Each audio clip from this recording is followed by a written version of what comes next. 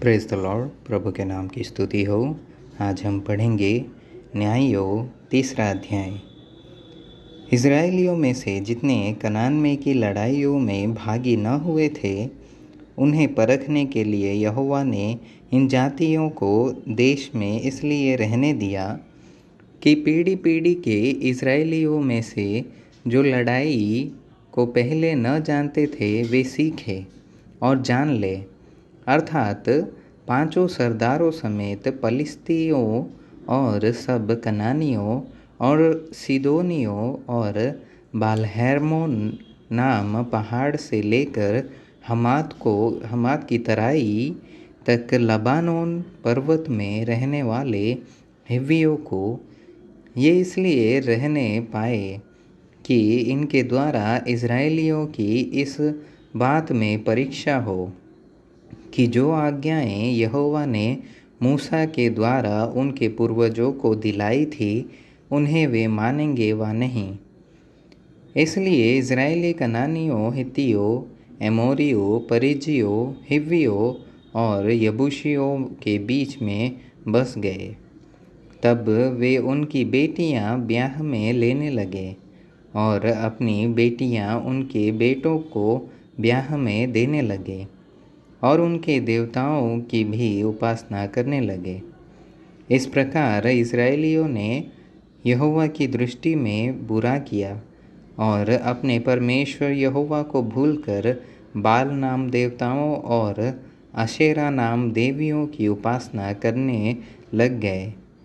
तब यहोवा का क्रोध इज़राइलियों पर भड़का और उसने उनको अरमनहरेम के राजा कुशन रिश्यातईस के अधीन कर दिया। सो इज़राइली 8 वर्ष तक कुश्तरीशातैम के अधीन में रहे। तब इज़राइलियों ने यहोवा की दुहाई दी और उसने इज़राइलियों के लिए कालेब के छोटे भाई ओत्नीएल नाम एक कंजी छुड़ाने वाले को ठहराया और उसने उनको छुड़ाया।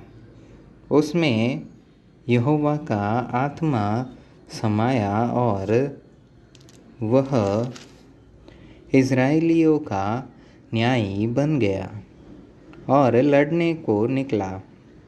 और यहोवा ने आराम के राजा कुश्तरीशातैम को उसके हाथ में कर दिया और वह कुश्तरीशातैम पर जयवंत हुआ। तब 40 वर्ष तक देश में शांति बनी रही और उन्हीं दिनों में कंजी ओत्नीएल मर गया। तब इज़राइलियों ने फिर यहोवा की दृष्टि में बुरा किया और यहोवा ने मोआब के राजा एग्लोन को इज़राइल पर प्रबल किया, क्योंकि उन्होंने यहोवा की दृष्टि में बुरा किया था। इसलिए उसने अम्मोनियों और अमालेकियों को अपने पास इकट्ठा किया और जाकर इज़राइल को मार लिया और खजूर वाले नगर को अपने वश में कर लिया। तब इज़राइली 18 वर्ष तक मोआब के राजा एग्लोन के अधीन में रहे। फिर इज़राइलियों ने यहोवा की दुहाई दी और उसने गेरा के पुत्र एहूद नाम एक बिन्यामीनी को उनका छुड़ाने वाला ठहराया। वह बेहत्था था।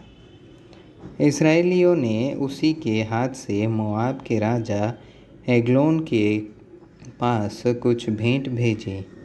एहूद ने हाथ भर लंबी एक 2धारी तलवार बनवाई थी और उसको अपने वस्त्र के नीचे दाहिनी जांघ पर लटका लिया। तब वह उस भेंट को मोआब के राजा एग्लोन के पास, जो बड़ा मोटा पुरुष था, ले गया।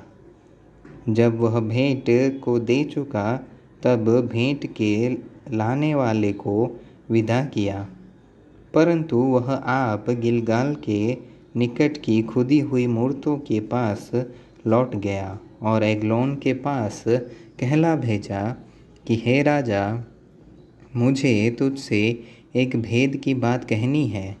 तब राजा ने कहा, थोड़ी देर के लिए बाहर जाओ। तब जितने लोग उसके पास उपस्थित थे वे सब बाहर चले गए। तब एहूद उसके पास गया। वह तो अपनी एक हवादार अटारी में अकेला बैठा था। एहूद ने कहा, परमेश्वर की ओर से मुझे तुझसे एक बात कहनी है। तब वह गद्दी पर से उठ खड़ा हुआ। इतने में एहूद ने अपना बायां हाथ बढ़ाकर अपनी दाहिनी जांघ पर से तलवार खींचकर उसकी तोंद में घुसेड़ दिया और फल के पीछे मूठ भी पेट गई और फल चर्बी में धंसा रहा, क्योंकि उसने तलवार को उसकी तोंद में से न निकाला, वरन वह उसके आर पार निकल गई।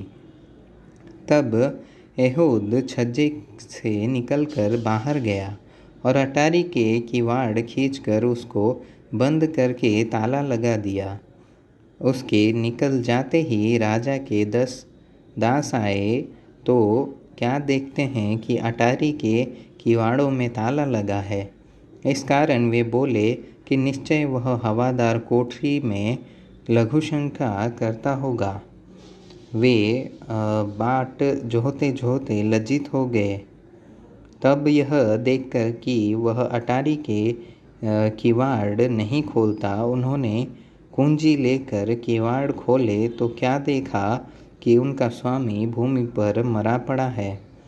जब तक वे सोच विचार कर ही रहे थे तब तक एहूद भाग निकला और खुदी हुई मूर्तों की परली और होकर सेईर में जाकर शरण ली। वहाँ पहुंचकर उसने एप्रैम के पहाड़ी देश में नरसिंगा फूंका। तब इजरायली उसके संग होकर पहाड़ी देश से उसके पीछे पीछे नीचे गए और उसने उनसे कहा, मेरे पीछे पीछे चले आओ, क्योंकि यहोवा ने तुम्हारे मोआबी शत्रुओं को तुम्हारे हाथ में कर दिया है।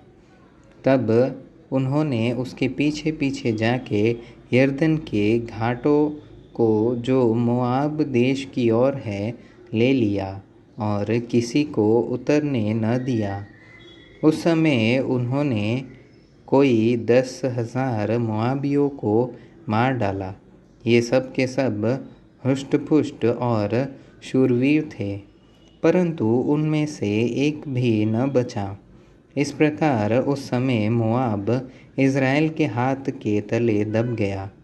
तब 80 वर्ष तक देश में शांति बनी रही। इसके बाद अनात का पुत्र शमगर हुआ। उसने 600 पलिश्ती पुरुषों को बैल के पैने से मार डाला। इस कारण वह भी इस्राएल का छुड़ाने वाला हुआ।